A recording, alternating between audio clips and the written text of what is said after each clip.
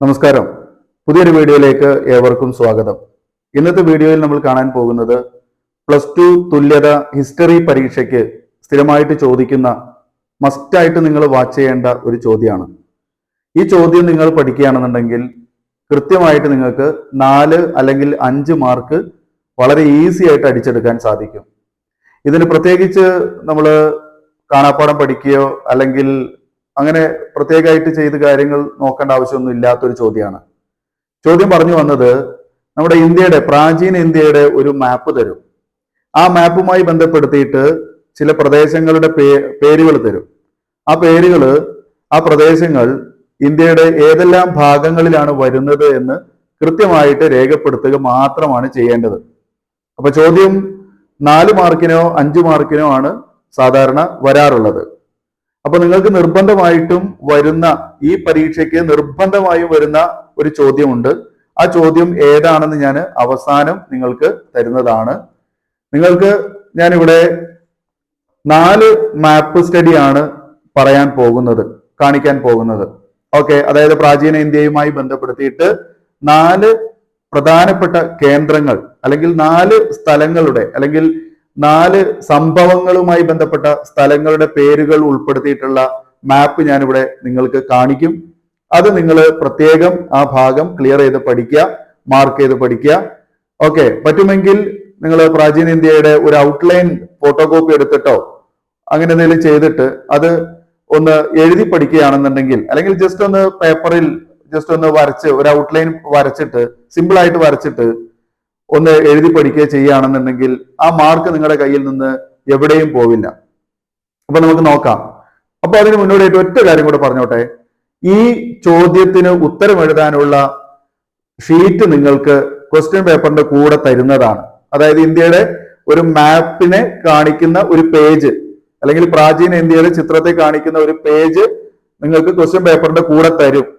അത് നിങ്ങൾ ആ ചോദ്യം ഏതാണോ ആ ചോദ്യം നമ്പർ ആ പേജില് സൈഡില് എഴുതി വെക്കുകയും ആ ചോദ്യത്തിൽ പറയുന്ന ഭാഗങ്ങൾ ഏതൊക്കെയാണെന്ന് കൃത്യമായിട്ട് മാപ്പിൽ അടയാളപ്പെടുത്തുകയും അതുപോലെ ആ ചോദ്യം വരുന്ന ഭാഗത്ത്, അതായത് നമ്മുടെ ആൻസർ ഷീറ്റില് പരീക്ഷ എഴുതുമ്പോൾ ആൻസർ ഷീറ്റിന്റെ ഉൾഭാഗത്തായിട്ട് അത് കെട്ടിവെക്കുകയും ചെയ്യണം അവസാന ഘട്ടത്തില്.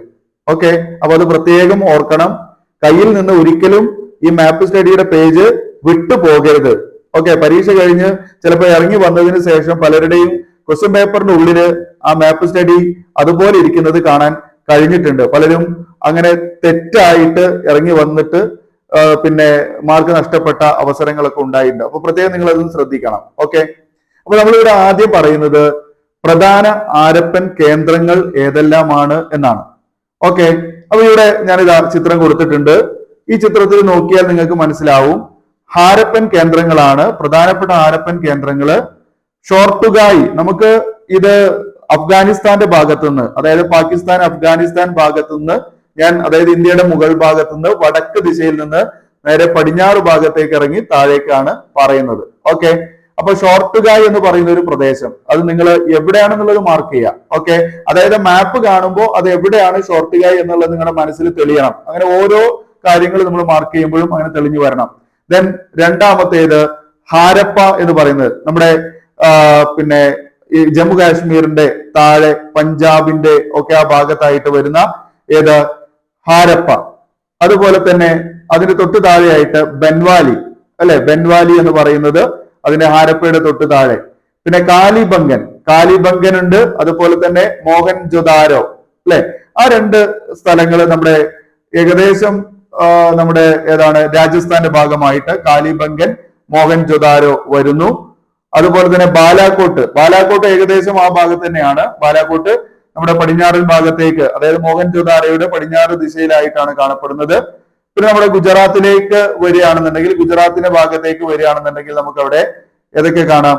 അവിടെ ധോളാവീര കാണാം, അതുപോലെ ലോക്താൾ കാണാം, അല്ലെ, പിന്നെ നാഗേശ്വർ, അങ്ങനെ ഒരു സ്ഥലം കൂടെ അവിടെ കൊടുക്കുന്നുണ്ട്.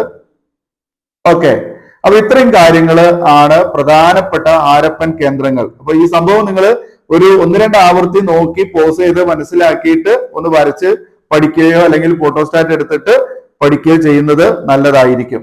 ഓക്കെ, പിന്നെ രണ്ടാമത്തെ ഒരു ചോദ്യത്തിന്റെ അത് നോക്കാം. പുരാതന ഇന്ത്യയിലെ പ്രധാന കേന്ദ്രങ്ങളാണ്. അതിന്റെ മാപ്പ് സ്റ്റഡി നോക്കൂ. പുരാതന ഇന്ത്യയിലെ പ്രധാന കേന്ദ്രങ്ങൾ. ഇത് കുറച്ചും കൂടെ സ്പ്രെഡ് ആണ് അല്ലെ. ഇത് നമ്മുടെ ഏത് ഭാഗത്തേക്കാണ്? ഇത് ഉത്തരേന്ത്യയുടെ നമ്മുടെ ഏകദേശം ഹിമാചൽ പ്രദേശ്, ജാർഖണ്ഡ് അങ്ങനെയുള്ള ഭാഗങ്ങളിലേക്ക്, നമ്മുടെ എന്താണ് സിക്കിമിന്റെ ഒക്കെ അങ്ങനെയുള്ള ഭാഗങ്ങളിലേക്ക്, ബംഗാളിന്റെ ഭാഗത്തൊക്കെ വന്ന് കിടക്കുന്ന കുറച്ച് സ്ഥലങ്ങളുണ്ട്. ഓക്കെ, അപ്പൊ നമ്മൾ ആ രീതിയിൽ തന്നെയാണ് പറയുന്നത്. പുരാതന ഇന്ത്യയിലെ പ്രധാന കേന്ദ്രങ്ങള്. ഒന്ന് ഹസ്തിനപുരം. ഹസ്തിനപുരം വരുന്നത് നമ്മുടെ ആഗ്ര, ഡൽഹി ആഗ്ര ഭാഗത്തായിട്ട് ഹസ്തിനപുരം വരുന്നുണ്ട്. പിന്നെ ലുംബിനി വരുന്നത് നമ്മുടെ ഏത് ഭാഗത്താണ്? ഈ പറഞ്ഞ ഹിമാചൽ പ്രദേശിന്റെ അല്ലെങ്കിൽ ജാർഖണ്ഡിന്റെ ഭാഗത്തായിട്ട് ലുംബിനി. പിന്നെ അതിന്റെ തൊട്ട് വീണ്ടും കിഴക്ക് ഭാഗത്തായിട്ട് കുശിനഗരം കാണാം. കുശിനഗരം എല്ലാം ഇവിടെ മാർക്ക് ചെയ്തിട്ടുണ്ട്. എഴുതിയതൊന്ന് മനസ്സിലാക്കിയാൽ മതി. അത് പിന്നെ അച്ചടിയല്ല, റൈറ്റിംഗ് ആണ്. അപ്പൊ അതുകൊണ്ട് ചിലപ്പോൾ അത് മനസ്സിലാക്കാൻ കുറച്ച് പ്രയാസം ഉണ്ടാവും. ഞാൻ പറയുമ്പോൾ നിങ്ങൾ മനസ്സിലാക്കുക. ലുംബിനി ഉണ്ട്, അതുപോലെ തന്നെ കുശിനഗരമുണ്ട്. പിന്നെ നമ്മൾ മധ്യപ്രദേശിന്റെ ഭാഗത്തേക്ക് വരുമ്പോ സാഞ്ചി കാണാം. സാഞ്ചി, അതുപോലെ തന്നെ അതിന്റെ റൈറ്റ് ഭാഗത്തേക്കായിട്ട് സാരാനാഥ് അല്ലെ, ഒഡീഷയുടെ ഒക്കെ ഭാഗത്തായിട്ട് സാരാനാഥ്, പാടലിപുത്രം, പിന്നെ അല്ലെ, പിന്നെ ഏതാണ്? രാജഗൃഹം അല്ലെ. പാടലിപുത്രത്തിന്റെ തൊട്ട് താഴെയായിട്ട് രാജഗൃഹം ഉണ്ട്. പിന്നെ വരുന്നത് ഏതാണ്? യെസ്, പിന്നെ നമ്മള് ഗുജറാത്തിന്റെ ഭാഗത്തേക്ക് പോവുകയാണെങ്കിൽ ഗിർനാർ ഉണ്ട് അല്ലെ, ഗിർനാർ. പിന്നെ ബോധ്ഗയ, അതുപോലെ അമരാവതി. അമരാവതി മാത്രമാണ് നമ്മുടെ ഈ തെക്ക് ഭാഗത്തേക്ക് വരുന്നത് അല്ലെ.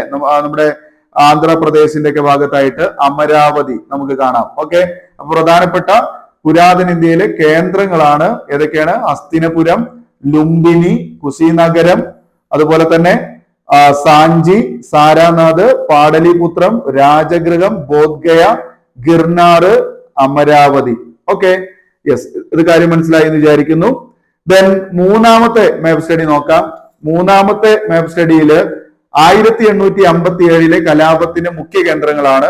1857 കലാപത്തിന്റെ മുഖ്യ കേന്ദ്രങ്ങൾ അത് നമ്മുടെ ഈ ആഗ്ര ഭാഗത്ത് മീററ്റ്, അതുപോലെ ഝാൻസി.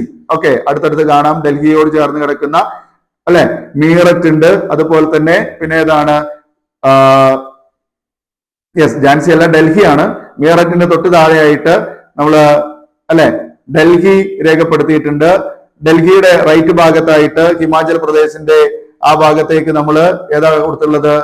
ലക്നൗ കൊടുത്തിട്ടുണ്ട്. പിന്നെ ഏതാണ്? പിന്നെ ആറ കൊടുത്തിട്ടുണ്ട്, കാൺപൂര്, ഝാൻസി, പിന്നെ ഭരത്പൂർ അല്ലെ. ഇങ്ങനെയുള്ള സ്ഥലങ്ങളൊക്കെ നമുക്ക് അവിടെ കാണാൻ സാധിക്കും. ഓക്കെ, അത് പ്രത്യേകം നോട്ട് ചെയ്യുക. ഇത് 1857 മുഖ്യ കലാപത്തിന്റെ കേന്ദ്രങ്ങൾ ഏതൊക്കെയാണെന്നുള്ളതാണ്. മീററ്റ്, ഡൽഹി, ലക്നൗ, ഔദ് ഉണ്ട് കേട്ടോ. ഔദ് പറയാൻ വിട്ടതാണ്.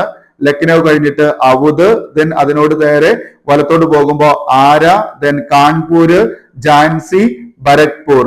ഓക്കെ, ഇത്രയും കാര്യങ്ങൾ നോട്ട് ചെയ്ത് മനസ്സിലാക്കുക.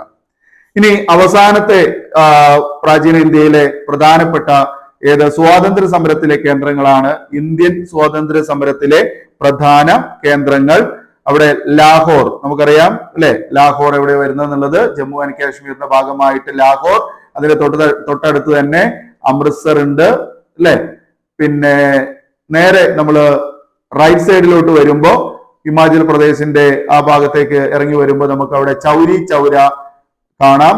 അതുപോലെ പിന്നെന്താണ്? ചമ്പാരൻ കാണാം. ചൗരി ചൗര സ്ഥലം കാണാം, ചമ്പാരൻ കാണാം. പിന്നെ കൽക്കത്ത അല്ലെ, നമ്മുടെ ബംഗാളിന്റെ ഭാഗത്തായിട്ട് കൽക്കത്ത. പിന്നെ നമ്മുടെ നേരെ താഴോട്ട് വന്നു കഴിഞ്ഞാൽ മദ്രാസ്, തമിഴ്നാട്ടിലെ മദ്രാസ്, കേരളത്തില് പയ്യന്നൂര്. ഓക്കെ, ദെൻ വീണ്ടും നമ്മൾ മുകളിലേക്ക് കയറി പോകുമ്പോ പടിഞ്ഞാറ് ഭാഗത്തായിട്ട് മഹാരാഷ്ട്രയുടെ ബോംബെ, അതുപോലെ ഗുജറാത്തിന്റെ ഭാഗത്തായിട്ട് ദണ്ഡി, അഹമ്മദാബാദ്. ഓക്കെ, അപ്പൊ നമ്മൾ നേരെ വടക്ക് നിന്ന് കിഴക്കോട്ട് സഞ്ചരിച്ച് നേരെ തെക്കിലൂടെ നേരെ പടിഞ്ഞാറോട്ട് വന്നു. അങ്ങനെയാണ് ഞാൻ പറഞ്ഞിട്ടുള്ളത്. ഇന്ത്യയിലെ സ്വാതന്ത്ര്യ സമരത്തിന്റെ പ്രധാനപ്പെട്ട കേന്ദ്രങ്ങൾ ഏതൊക്കെയാന്നുള്ളതാണ് ലാഹോർ, അമൃത്സർ, അതുപോലെ തന്നെ ചൗരി ചൗര, ചമ്പാരൻ, കൽക്കത്ത, മദ്രാസ്, പയ്യന്നൂർ, ബോംബെ, ദണ്ഡി, അഹമ്മദാബാദ്. ഓക്കെ, ഇത്രയും കാര്യങ്ങളാണ് പ്രധാനപ്പെട്ട മാപ്പ് സ്റ്റഡിക്ക് ചോദ്യം വരുന്നത്. 4 മാപ്പുകളാണ് പറഞ്ഞത്. ഇതിൽ നിങ്ങൾ ഈ പരീക്ഷയ്ക്ക് ഇത് മുഴുവൻ പഠിക്കാൻ പറ്റാത്ത ആൾക്കാര്, മുഴുവനായിട്ടും മനസ്സിലാക്കിയെടുക്കാൻ പറ്റാത്ത ആൾക്കാര് ഒരു കാര്യം ചെയ്യണം. മൂന്നാമതായി പറഞ്ഞ 1857 കലാപത്തിന്റെ മുഖ്യ കേന്ദ്രങ്ങൾ എന്ന് പറയുന്ന ആ ഒരു മാപ്പെങ്കിലും നിങ്ങൾ കൃത്യമായിട്ട് പഠിക്കുക. നിങ്ങളുടെ പരീക്ഷയ്ക്ക് 100% ഉറപ്പിക്കാൻ പറ്റുന്ന ഒരു ചോദ്യമാണ് 1857 കലാപത്തിന്റെ മുഖ്യ കേന്ദ്രങ്ങൾ. ഓക്കെ, അപ്പോ ഇത്രയും കാര്യങ്ങൾ നിങ്ങൾക്ക് ഉപകാരപ്പെട്ടു എന്ന് ഞാൻ വിശ്വസിക്കുകയാണ്. അപ്പൊ തീർച്ചയായിട്ടും നിങ്ങൾ എന്ത് ചെയ്യണം, നമ്മുടെ ചാനൽ ഒന്ന് സപ്പോർട്ട് ചെയ്യണം, മാക്സിമം ഒന്ന് ഷെയർ ചെയ്യുക, എല്ലാവരേക്കും ഷെയർ ചെയ്യുക, നിങ്ങൾ ഉൾപ്പെടുന്ന ഗ്രൂപ്പിലൊക്കെ ഷെയർ ചെയ്യുക. ഉപകാരപ്പെടുന്നതാണെങ്കിൽ ഒന്ന് സബ്സ്ക്രൈബ് ചെയ്യാനും അതുപോലെ തന്നെ തൊട്ടടുത്തുള്ള ബെൽ ബട്ടൺ എനേബിൾ ചെയ്യാനും മറക്കരുത്. ഓക്കെ, അപ്പൊ നമുക്ക് ഇതുപോലുള്ള നല്ല വീഡിയോയുമായിട്ട്, പരീക്ഷയ്ക്ക് വരുന്ന നിർബന്ധമായിട്ടും വരുന്ന ചോദ്യങ്ങളുമായിട്ട് അടുത്ത വീഡിയോയിൽ കാണാം. പുതിയ വീഡിയോയ്ക്ക് വേണ്ടി കാത്തിരിക്കുക. Thank you so much for watching.